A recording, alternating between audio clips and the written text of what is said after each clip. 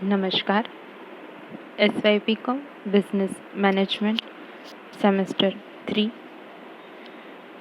છેલ્લે આપણે સપાટ ફાઇલ અને ઊભી ફાઇલ પદ્ધતિના તફાવત તથા એને ફાઇલિંગ કરવા માટે કયા કયા સાધનો અને કબાટની જરૂર પડે એના વિશે ચર્ચા કરી હતી.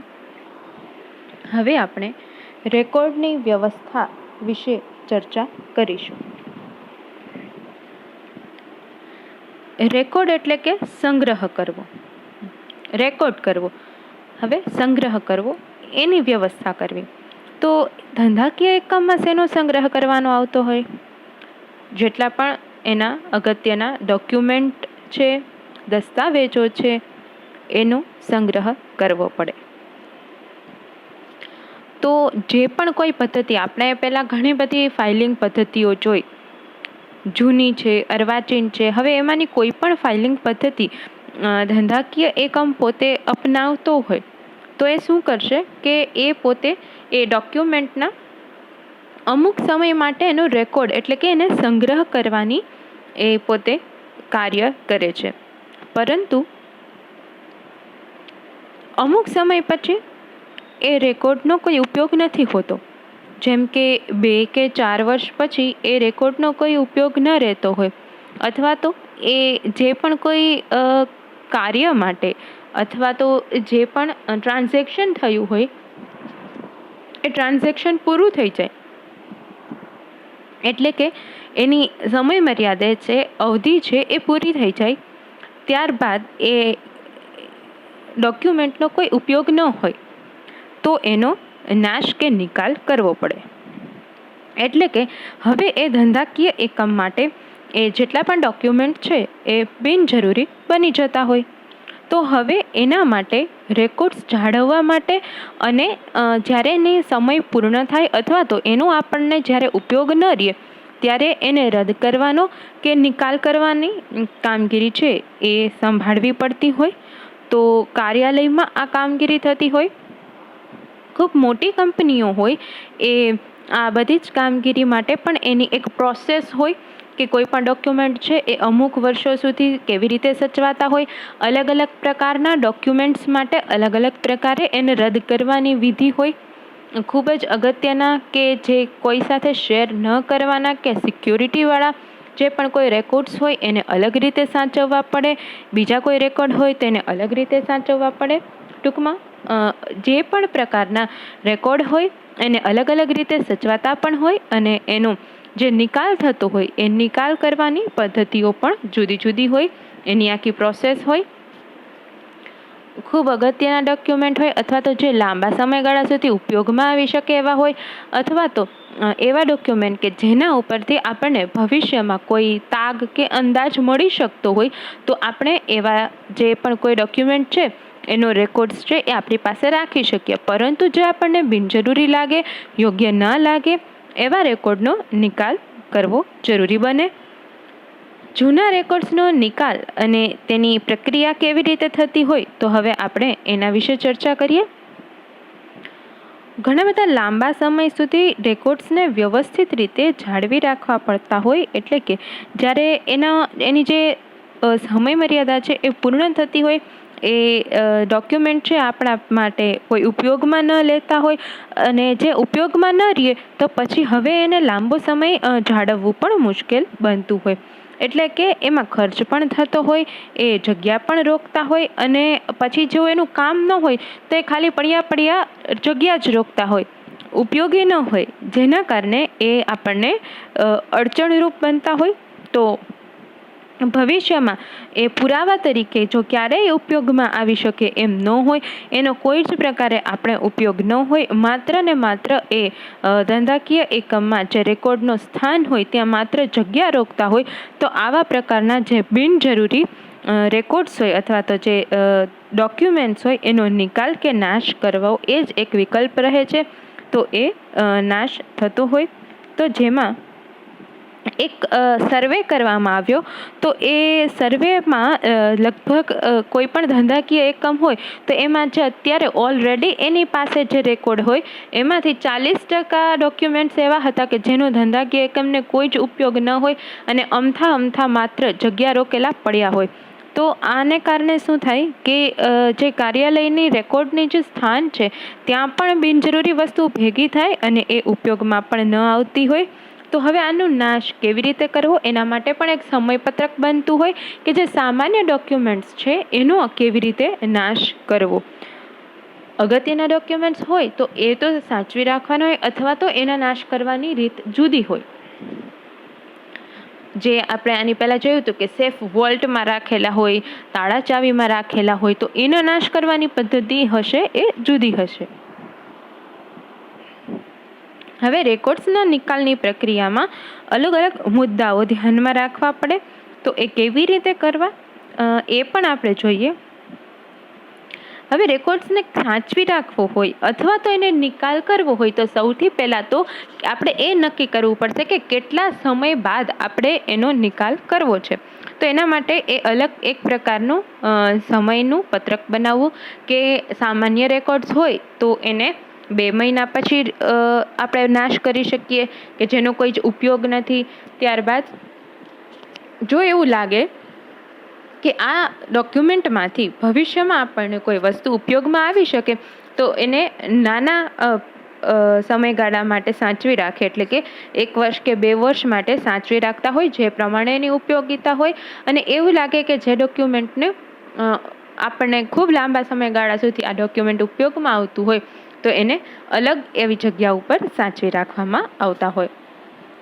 તો રેકોર્ડ્સની પ્રક્રિયા અથવા તો રેકોર્ડની જે આપણા પ્રક્રિયા પૂર્ણ થાય ત્યારબાદ એની આપણને કોઈ જ ઉપયોગિતા ન રહે તો એવા ડોક્યુમેન્ટ છે એને સાચવવા માટે માત્ર ને માત્ર ખર્ચ ઉઠાવવો પડતો હોય તો એવા ડોક્યુમેન્ટ સાચવવાની કોઈ જ જરૂર રહેતી નથી.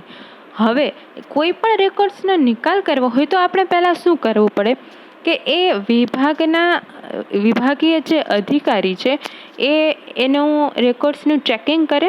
ચેકિંગ કર્યા બાદ એને એવું લાગે કે જો આને સાચવવાની જરૂર છે તો એને સાચવવાના જે પણ કોઈ એની અલગ અલગ પ્રકારે એના વિભાગ પાડેલા હોય એમાં એને મોકલી આપશે. પરંતુ જો એવું લાગે કે હવે ભવિષ્યમાં આ રેકોર્ડ સાચવવાની કોઈ જ ઉપયોગિતા નથી, આ રેકોર્ડ્સની કોઈ ઉપયોગિતા નથી, તો એ અધિકારી છે એનો મંજૂરી લઈ અને એ રેકોર્ડ્સનો નાશ કરવામાં આવતો હોય. રેકોર્ડ્સની જાળવણી કે સાચવણી માટે એક નોંધ રાખી હોય કે કેટલા રેકોર્ડ્સ છે એ નાશ કરેલા છે, કેટલા ડોક્યુમેન્ટ છે એ અત્યારે હાલ ઉપર રાખેલા છે અને કેટલા ડોક્યુમેન્ટ છે એ એક પ્રક્રિયામાં મૂકવામાં આવેલા છે કે જે બાદ એનો નાશ થઈ શકશે. ત્યારબાદ જો જાળવી રાખવાનો હોય તો એને ફરીથી ફાઇલમાં અલગ નોંધ સાથે રાખવામાં આવે અને નાશ કરવાનો હોય તો એનો નાશ કરી અને અલગ નોંધ બનાવવામાં આવે. કેટલીક ફાઇલો કે રેકોર્ડ્સ એવા હોય કે જેમાં નકલ હોય, પરિપત્ર હોય, જાહેરાતનો સંગ્રહ થયેલો હોય તો હવે એને અલગ પાડી અને કઈ વસ્તુ આપણને ઉપયોગી છે કઈ નથી એ રીતે એનું વિભાગીકરણ કરી અને વપરાયેલી જે વસ્તુઓ એમને પડી રહી હોય કે જેનો કોઈ જ ઉપયોગ નથી તો એનો નાશ કરી દેવો જોઈએ. તો કોઈ રેકોર્ડ્સ રૂમ હોય તો એ રેકોર્ડ્સ રૂમમાં જે પણ કોઈ બાબત ઉપયોગી હોય એને ફરીથી મૂકી દેવામાં આવે અને જે ઉપયોગી ન હોય એવી બધા જ પ્રકારના ડોક્યુમેન્ટને નાશ કરી દેવો જોઈએ. તો આ જે નાશ કરવાનું હોય એ મશીનથી એના કટકા કરી અને કાપી નાખવાનું હોય. એટલે એના માટે એક અલગ મશીન આવે, એ મશીનમાં એક આગળ અંદર જવા દે તો એના સાવ ઝીણા એકદમ બારીક આડી અને ઊભી પટ્ટીમાં કટકા થઈ જાય. એટલે ખૂબ જ ઝીણા ચોરસ કટકામાં એ આખો કાગળ કપાઈ જતો હોય. તો એવા મશીન હોય કે જે માત્ર ને માત્ર કાગળનો નાશ કરતા હોય, જેના કારણે જે ગુપ્ત માહિતી હોય એ કોઈ અન્ય વ્યક્તિના હાથ સુધી ન પહોંચી જાય. તો આ રીતે એનો નાશ કરવામાં આવતો હોય. અને એક બીજો સામાન્ય અને જૂનો જે ઉપયોગ છે કે એને બાળી નાખવામાં આવતા હોય. આ તો શું થાય કે કાગળને કટકા કરી અને એનો નાશ કરવામાં આવે તો એમાંથી ફરીથી એ કાગળમાંથી એનો ઉપયોગ થઈ શકે. એ કાગળ ઉપર પ્રક્રિયા કરી અને ફરીથી એ કાગળને નવા કાગળમાં સર્જન કરી શકાય. હવે રેકોર્ડ્સ જાળવણીનો સમય પૂરો થાય અને એને નાશ કરવાનો હોય ત્યારે જે બાબત ધ્યાનમાં રાખવાની હોય કે એ એક જ હશે કે આ જે પણ રેકોર્ડ આપણે નાશ કરીએ છીએ ભવિષ્યમાં ક્યારેય ઉપયોગમાં નહીં આવે. કદાચ એ ડોક્યુમેન્ટ પોતે ઉપયોગમાં ન આવે તો કોઈ જ વાંધો નહીં, પરંતુ એ ડોક્યુમેન્ટને આધારે જો આપણે અન્ય કોઈ બાબતના જો નિર્ણય લેવાના હોય અથવા તો એવું લાગે કે આ ડોક્યુમેન્ટ આપણને ભવિષ્યમાં કોઈ બીજી બાબતના નિર્ણય લેવા માટે ઉપયોગમાં આવી શકે તો એનો પણ નાશ ન કરે અને એને પણ પુરાવા તરીકે સાચવી રાખે. તો ઓડિટ, અદાલતની કાર્યવાહી, પુરાવા, તપાસ વગેરે બધી જ બાબતોને ધ્યાનમાં રાખી અને પછી એ કોઈ પણ ડોક્યુમેન્ટ છે એનો નાશ કરવાની બાબત છે એ થતી હોય. ત્યારબાદ ઓફિસ વિભાગને લગતી કોઈ પણ ફાઇલો હોય એનો નિકાલ કરવાનો હોય તો વિભાગના અધિકારીની પૂરી સંમતિ છે એ મેળવવી પડે. એ ઉપરાંત જે પણ કોઈ રેકોર્ડનું સાચું ન કરવાની હોય અથવા તો બિનજરૂરી રેકોર્ડ્સનો યોગ્ય રીતે નાશ થાય તો એ નાશ કેવી રીતે થયો છે એ પણ જોવો પડે. અને એ પહેલાં દરેક ફાઇલ છે, પત્ર છે વગેરેની એક જે નકલ હોય એ નકલ એ લોકો એ પણ રાખતા હોય તો એ બધી જ પ્રક્રિયાને ધ્યાન ઉપર રાખી અને એનો નાશ કરવો જોઈએ.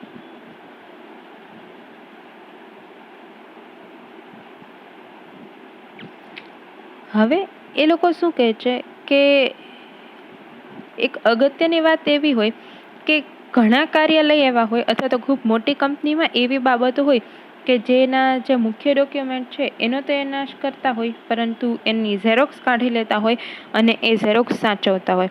તો હવે કેવું કે મુખ્ય રેકોર્ડનો નાશ કરે છે પણ એની ઝેરોક્સ કાઢી રાખે છે કે જેના કારણે એને કોઈ ગેરરીતે એનો ઉપયોગ ન થાય. તો આ હતું રેકોર્ડ્સ. અને રેકોર્ડ્સ કેવી રીતે રાખે, વણ વપરાયેલી વસ્તુ હોય તો એને પણ અલગ કાઢી નાખે, જેમ કે જાહેરાતના કાગળિયા, પાના આવી પણ વસ્તુ હોય તો એ કાઢી નાખે. જેનો ઉપયોગ ન હોય, હવે એનો કોઈ જ પ્રકારે ઉપયોગ નથી, એના જેટલા પણ ટ્રાન્ઝેક્શન છે એ ટ્રાન્ઝેક્શન પૂર્ણ થઈ ગયા છે તો એને પણ બાજુ ઉપર રાખી અને એને કન્સર્ન કરવું જોઈએ કે એમાંથી વિભાગ પાડવા જોઈએ કેટલું ઉપયોગી છે, કેટલું ઉપયોગી નથી, ક્યારેય ઉપયોગમાં નહીં આવે અને ત્યારબાદ એનો નાશ કરવો આવશ્યક બને. ત્યારબાદ આપણે જોઈએ અનુક્રમણિકા. અનુક્રમણિકા એટલે કે ઇન્ડેક્સ. આપણે સામાન્ય રીતે બધા જ અનુક્રમણિકાથી પરિચિત છીએ જ. આપણે રોજબરોજ અનુક્રમણિકાનો ઉપયોગ કરતા જ હોઈએ છીએ. એનું મુખ્ય કામ શું છે, અનુક્રમણિકાની આપણને ઉપયોગિતા શું છે કે કાગળ હોય, ફાઇલ હોય, તમારે જેમ કે બુકમાં ચેપ્ટર હોય તો ચેપ્ટરનું નામ હોય ને સામે પેજ નંબર લખેલા હોય તો તમારે એ ચેપ્ટરનું કામ હોય તો તમે તરત જ એ જોઈ અને ચેપ્ટર ખોલી શકો છો. તો એવી જ રીતે અનુક્રમણિકા છે તો એનો ઉપયોગ શું છે કે એ કાગળ કે ફાઇલમાં ફાઇલ કરેલા હોય તો અનુક્રમણિકાને આધારે એ કાગળ ક્યાં છે અને તમે એ કાગળને ઝડપથી ગોતી શકો, એની જાણકારી છે એ મેળવી શકો. હવે પુસ્તકમાં કયું પ્રકરણ કયા પાનાથી કેવી રીતે શરૂ થાય છે એ જાણી શકાય. પુસ્તકની શરૂઆતમાં જ અનુક્રમણિકા આવેલી હોય, કયા વિષયની ફાઇલ કયા ખાનામાં છે તે જાણી શકાય છે. અનુક્રમણિકા તૈયાર કરવાથી ફાઇલો વ્યવસ્થિત રીતે પણ રાખી શકાય છે અને એને આપણે સરળતાથી ઉપયોગમાં લઈ શકીએ છીએ. આપણને કોઈ પણ માહિતી છે એ ઝડપથી મળી જ રહે છે. તો અનુક્રમણિકાની માટે જે.સી. ડેનિયર એવું કહે છે કે અનુક્રમણિકાનું પ્રાથમિક કાર્ય માર્ગદર્શક તરીકેનું, એટલે કે માર્ગદર્શક એટલે કે માર્ગ દેખાડનાર, કેવી રીતે કામ કરવું એ માર્ગ દેખાડનાર તરીકેનું છે. તો હવે અનુક્રમણિકા ઉપરથી એ માર્ગદર્શક કેવી રીતે બની શકે, કઈ વસ્તુ અથવા તો કયા કાગળનું ફાઇલિંગ ક્યાં થયેલું છે. હવે આપણે અનુક્રમણિકાના હેતુઓ જોઈએ. સૌથી પહેલી બાબત છે ફાઇલો સરળતાથી અને ઝડપી મળી રહે તેવી સગવડ ધરાવતું. હવે એમાં જેટલા પણ ફાઇલ હોય એ ફાઇલની અંદર કયા ડોક્યુમેન્ટ છે એની સામેના પાના નંબર લખેલા હોય તો ઝડપથી એ ડોક્યુમેન્ટ છે એ એમાંથી મળી રહે છે. કારકુનની શ્રમ બચાવનારો અને સમય બચાવનારો, ઝડપથી જ એ કામ કરી શકે એટલે કે શ્રમ પણ બચે છે અને ઝડપથી મળી જાય એટલે કે સમય પણ બચે છે. ફાઇલિંગ પદ્ધતિને મદદરૂપ થવાનો છે. હવે ફાઇલિંગ પદ્ધતિને કેવી રીતે મદદરૂપ થઈ શકશે? પહેલી વસ્તુ તો ફાઇલ કરેલી હશે તો એમાં અલગ અલગ વિભાગને આધારે ફાઇલ થતી હોય, અલગ અલગ પ્રદેશને આધારે, ભૌગોલિક પ્રદેશને આધારે ફાઇલિંગ થતી હોય. તો હવે એમાં પણ અંદર સબ પોઈન્ટ હોય કે કક્કાવારી પ્રમાણે, નંબરિંગ પ્રમાણે, કક્કાવારી અને નંબરિંગ પ્રમાણે. તો આ જે પણ રીતે કોઈ રીતે ફાઇલિંગ થતી હોય એ એના અનુક્રમણિકામાં આગળ જ લખેલું હશે. એટલે જ્યારે કોઈ પણ કારકુનને આ પ્રકારનું કાર્ય કરવાનું આવશે કે એને ફાઇલિંગ કરવાનું આવશે તો એ શું કરશે? અનુક્રમણિકામાં એ જે બાબત છે એ બાબત અનુક્રમણિકામાં જોઈ લેશે કે કઈ જગ્યાએ એ વસ્તુની નોંધ થયેલી છે, અને પછી એ ત્યાં તરત જ એ નોંધ અથવા તો ફાઇલ કરી પણ શકે અને એને જે જોઈતી હોય એ ભવિષ્યમાં ગોતી પણ શકશે. કાર્યાલયની કાર્યક્ષમતા વધે છે, ઝડપથી કામ થાય છે, શ્રમ બચે છે.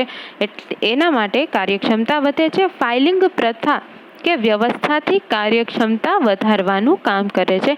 કે ફાઇલિંગ પ્રથા છે એ શું કરે છે? વ્યવસ્થા રાખે છે અને જે કાર્યક્ષમતા છે એ પોતે વધારવાનું કામ કરે છે. તો હવે આપણે આ જે પ્રકારે અનુક્રમણિકા વિશે જોયું, તો હવે અનુક્રમણિકાની આવશ્યકતાઓ શું કામ છે, કે આપણને શું જરૂર છે, તો તેની લાક્ષણિકતાઓ શું છે? કે એક તો એ સાદી હોય છે અને સમજવામાં સરળ હોય છે. આપણે આગળથી જ જોઈ શકીએ છીએ કે એ ફાઇલ છે તો એમાં કઈ કઈ વસ્તુનો સમાવેશ થયેલો છે. આર્થિક રીતે પરવડે એવી હોય છે, એટલે કે ઓછી ખર્ચાળ હોવી જોઈએ. આપણે આગળ ઇન્ડેક્સ લખેલી હોય તો એ આર્થિક રીતે પરવડતી જ હોઈ શકે. તેવી જ રીતે કાર્યાલયમાં જે પ્રકારે અનુક્રમણિકા બનાવતા હોય વિવિધ રેકોર્ડ્સની, તો એમાં પરવડે એવી હોવી જોઈએ, એટલે કે ખર્ચ ઓછો થતો હોવો જોઈએ. અનુક્રમણિકા ફાઇલોનું સ્થાન સ્પષ્ટ રીતે દર્શાવતી હોવી જોઈએ. કેવી હોવી જોઈએ? કે સ્પષ્ટ રીતે કઈ ફાઇલિંગ ક્યાં કરવાની છે એનો અંદાજ આવી શકે. જરૂરી ફેરફારો કરી શકાય તે પ્રમાણે પરિવર્તનશીલ પણ હોવી જોઈએ.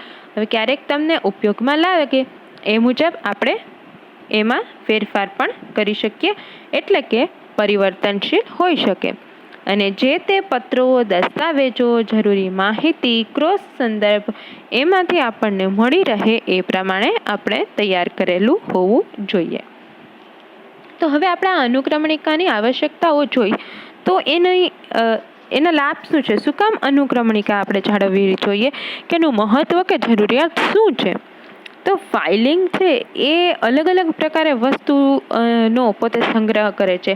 કાગળ છે, ભરતિયા છે, બિલ છે, ઠરાવ છે, કરાર નોંધ છે, દસ્તાવેજ છે, કેટલી જ વસ્તુનો સમાવેશ થાય છે. એટલે કે કઈ ફાઇલ ક્યાં છે, કેબિનેટના કયા ખાનામાં રાખવામાં આવેલી છે, એ કઈ જગ્યાએ રાખવામાં આવેલી છે, એના કબાટ કેવી રીતે બનેલા છે, તો એમાંથી આપણને માહિતી કેવી રીતે મળશે? સરળતાથી મળશે, ઝડપથી મળશે. તો આ દરેક વસ્તુનો સમાવેશ એમાં કરવામાં આવતો હોય.